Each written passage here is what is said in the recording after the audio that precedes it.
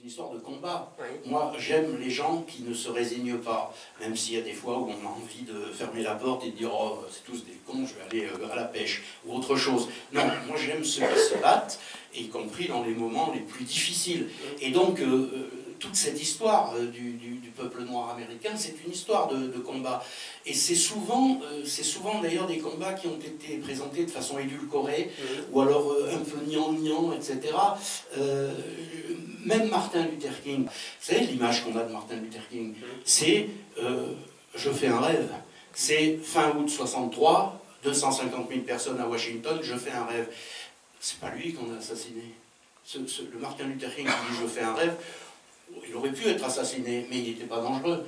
En revanche, le Martin Luther King du 4 avril 1967, un an avant, jour pour jour, son assassinat, celui qui, dans le discours de Riverside, explique que l'Amérique est en train de commettre un acte abominable au Vietnam, qu'après le Vietnam, il y aura le Cambodge, il y aura le Laos, il y aura la Bolivie, et que des jeunes blancs et noirs qui n'ont pas le droit de s'asseoir à côté dans le sud des États-Unis ont le droit de mourir à côté pour le complexe militaro-industriel. Ce sont les termes de Martin Luther King.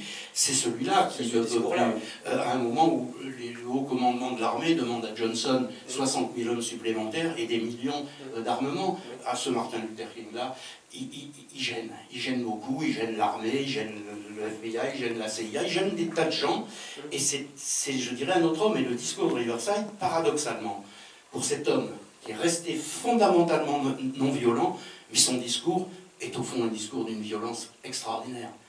Et vraiment, voilà, tout ça pour dire que quelquefois, cette histoire-là, telle qu'elle était présentée, de façon un peu béni oui-oui, le combat de ceci, de cela, etc. Non, c'est l'histoire des Noirs américains, on est dans la violence.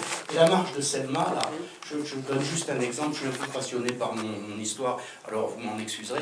Dans la marche de Selma, tout près de Martin Luther King, il y a un homme qui s'appelle Hosea Williams. Hosea Williams, il est parti combattre en Europe, parce qu'il veut aller se battre contre le nazisme. Il veut se battre pour la double V, c'est-à-dire la campagne du double V, victory. Victoire à l'extérieur contre le nazisme, victoire aux États-Unis contre ses partisans, et en particulier les ségrégationnistes. Hosea Williams, le groupe de soldats dans lequel il est, ils sont 15. Il y en a 14 qui meurent sous des bombes, sous une attaque, etc. Lui, il est laissé mourant. Un jour et demi plus tard, on le retrouve dans un état apocalyptique. L'ambulance qui l'emmène, il y a 2 infirmiers, plus lui, elles prennent une bombe allemande. Les 2 infirmiers meurent, Hosea Williams reste à nouveau là-dedans. Il faut encore qu'un jour et demi ou 2 s'écoulent avant qu'on le retrouve. C'est un mort-vivant, quoi. Finalement, il est sauvé. Il passe 1 an en Angleterre, dans un hôpital, etc. On le décore de la Purple Heart. Et quand il rentre à Atlanta, une des premières choses qui lui arrive, c'est qu'il va boire à une fontaine et il est agressé, frappé, parce que c'est une fontaine réservée aux Blancs. Et il est laissé pour mort. Les fossoyeurs l'emmènent dans un corbillard, et c'est seulement là, quand ils arrivent à l'endroit où on embaume le corps et tout ça, qu'on se rend compte qu'il n'est pas mort. Et Hosea Williams, il est aux côtés de Martin Luther King à Selma, et ça va être un des blessés de Selma, fracture du crâne, etc.